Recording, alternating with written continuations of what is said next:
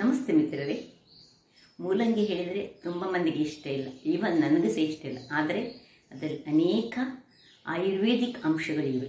ಅಂದರೆ ಕ್ಯಾನ್ಸರನ್ನು ತಡೆಗಟ್ಟುವಂತಹ ಶಕ್ತಿಯು ಈ ಮೂಲಂಗಿಗಿದೆ. ಅಂದರೆ ರ್ಯಾಡಿಶ್ ಎಂಬುದು ಒಂದು ಆ ಗೆಡ್ಡೆ ಟೈಪಲ್ಲಿ ಇರುವಂತಹದ್ದು.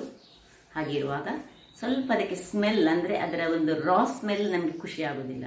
ಬಟ್ ಅದನ್ನು ಮಾಡುವ ಹಾಗೆ ಮಾಡಿದರೆ ಅದು ಬಹಳ ಚೆನ್ನಾಗಿ ಬರ್ತದೆ. ಇವತ್ತು ನಾನು ರ್ಯಾಡಿಶ್ನಿಂದ ಅಂದರೆ ಮೂಲಂಗಿಯಿಂದ ಒಂದು ಪಚ್ಚಡಿಯನ್ನು ಮಾಡಿದ್ದೇನೆ. ನಾವು ತುಳುನಾಡಿನಲ್ಲಿ ಹೆಚ್ಚಾಗಿ ಇದನ್ನು ಮಾಡ್ತೇವೆ, ಸೈಡ್ ಡಿಶ್ ಆಗಿ ಇದನ್ನು ಯೂಸ್ ಮಾಡ್ತೇವೆ.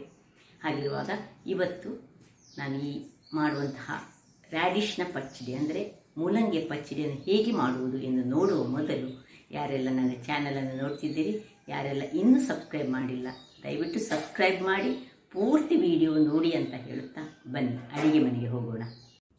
ನಮಸ್ತೆ ಮಿತ್ರರೇ. ಇವತ್ತು ಈ ಮೂಲಂಗಿಯನ್ನು ಬಳಸಿ ಒಂದು ಪಚ್ಚಡಿ ಮಾಡೋಣ. ಮೂಲಂಗಿ ಹೇಳಿದರೆ ತುಂಬ ಮಂದಿಗೆ ಇಷ್ಟ ಇರೋದಿಲ್ಲ, ಆದರೆ ಇದರಲ್ಲಿ ತುಂಬ ಹೆಲ್ತ್ ಬೆನಿಫಿಟ್ಸ್ ಇರುವ ಕಾರಣ ನಾವೊಂದು ತಿಂಗಳಲ್ಲಿ ಒಂದು 2-3 ಸತಿ ಆದರೂ ಇದನ್ನು ನಾವು ಸೇವಿಸಬೇಕು. ಯಾಕೆ ಹೇಳಿದರೆ ಮಲಬದ್ಧತೆಯನ್ನು ನಿವಾರಿಸುವಂತಹ ಒಂದು ಶಕ್ತಿ ಇದೆ. ಅಂದರೆ ಡೈಜೆಷನ್ ಪ್ರಾಬ್ಲಮ್ ಯಾರಿಗೆ ಉಂಟು ಅಂಥವ್ರು ಇದನ್ನು ಹೆಚ್ಚಾಗಿ ಯೂಸ್ ಮಾಡಬೇಕು. ಸ್ವಲ್ಪ ಹಸಿಯಾಗಿ ಯೂಸ್ ಮಾಡಿದರೆ ಮತ್ತು ಒಳ್ಳೆ ಸ್ವಲ್ಪ ಫ್ರೈ ಮಾಡಿಕೊಂಡು, ಈಗ ನೋಡಿ ಇದಕ್ಕೆ ಸ್ವಲ್ಪ ಒಂದು 200 ಗ್ರಾಮ್ಸ್ನಷ್ಟು ನಾನು 250 ಗ್ರಾಮ್ಸ್ನಷ್ಟು ಮೂಲಂಗಿ ತೆಗೆದುಕೊಂಡಿದ್ದೇನೆ. ಈಗ ಇದನ್ನು ಸ್ಕ್ರೇಪ್ ಮಾಡ್ಕೊಳ್ತೇನೆ. ಒಂದು ನೀರುಳ್ಳಿ ಕಟ್ ಮಾಡಿಕೊಂಡಿದ್ದೇನೆ, ಸಣ್ಣದಾಗಿ ಹೆಚ್ಚು ಮಾಡಿಕೊಂಡಿದ್ದೇನೆ. ಇದು ಕಾಯಿ ಮೆಣಸು. ನಿಮ್ಮ ಹತ್ರ ನೋಡಿ, ನಾವು ಮಂಗಳೂರಿನಲ್ಲಿ ಹೆಚ್ಚಾಗಿ ಇಂಥದ್ದು ಈ ಜೀರಿಗೆ ಮೆಣಸು ಮನೆಗಳಲ್ಲಿ, ಕೆಲವರ ಮನೆಗಳಲ್ಲಿ ಆಗ್ತದೆ. ಜೀರಿಗೆ ಮೆಣಸಿದ್ರೆ ಬಹಳ ಉತ್ತಮ. ಇಲ್ಲದಿದ್ದರೆ ಇಂಥ ಮೆಣಸನ್ನು ಹಾಕ್ಕೊಳ್ಬೋದು, ಸ್ವಲ್ಪ ಖಾರಕ್ಕೆ ತಕ್ಕಷ್ಟು. ಮತ್ತು ಒಂದು 2-3 ಎಸಳು ಬೆಳ್ಳುಳ್ಳಿ, ಸ್ವಲ್ಪ ತೆಂಗಿನ ಫ್ರೆಶ್ ತುರಿ, 1 ಚಮಚ ಜೀರಿಗೆ, 1 ಚಮಚದಷ್ಟು ಸಾಸಿವೆ, ಮತ್ತೊಂದು ಈ ರೆಡ್ ಚಿಲ್ಲಿ, ಒಂದು 50 ಗ್ರಾಮ್ಸ್ನಷ್ಟು ದಪ್ಪ ಮೊಸರು, ಸ್ವಲ್ಪ ಕರಿಬೇವಿನ ಸೊಪ್ಪು ಮತ್ತು ಸ್ವಲ್ಪ ಕೊತ್ತಂಬರಿ ಸೊಪ್ಪು. ಮೊದಲು ಇದನ್ನು ನಾನು ನೋಡಿ ಹೀಗೆ ದೊಡ್ಡದಾಗಿ ಸ್ಕ್ರೇಪ್ ಮಾಡಿಕೊಳ್ತೇನೆ. ಇದರ ತುದಿ ತೆಗೆದುಕೊಂಡು ಎಲ್ಲವನ್ನು ಹೀಗೆ ಇಡೀ ಮಾಡಿ ಇಡ್ತೇನೆ. ವೀಕ್ಷಕರೇ, ಇಲ್ಲಿ ನೋಡಿ ಇದೆಲ್ಲ ತುರಿದಿಟ್ಟುಕೊಂಡು ಆಯಿತು, ಇಷ್ಟ ಆಯಿತು. ಈಗ ನೀವು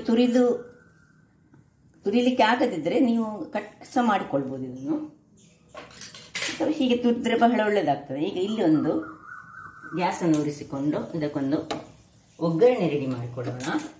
ಒಗ್ಗರಣೆಗೆ ನಾನು ನೋಡಿ 1 ಚಮಚದಷ್ಟು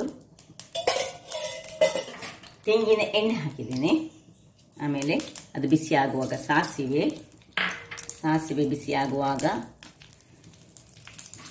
ಒಂದು ಮೆಣಸು, ಜೀರಿಗೆ,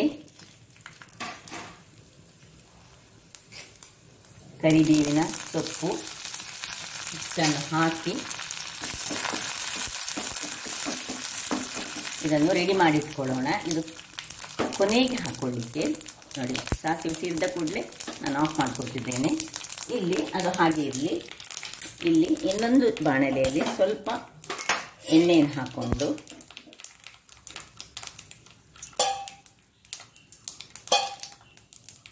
ಒಂದು ಚಮಚದಷ್ಟು ಎಣ್ಣೆ ಸಾಕು. ಈ ನೀರುಳ್ಳಿ,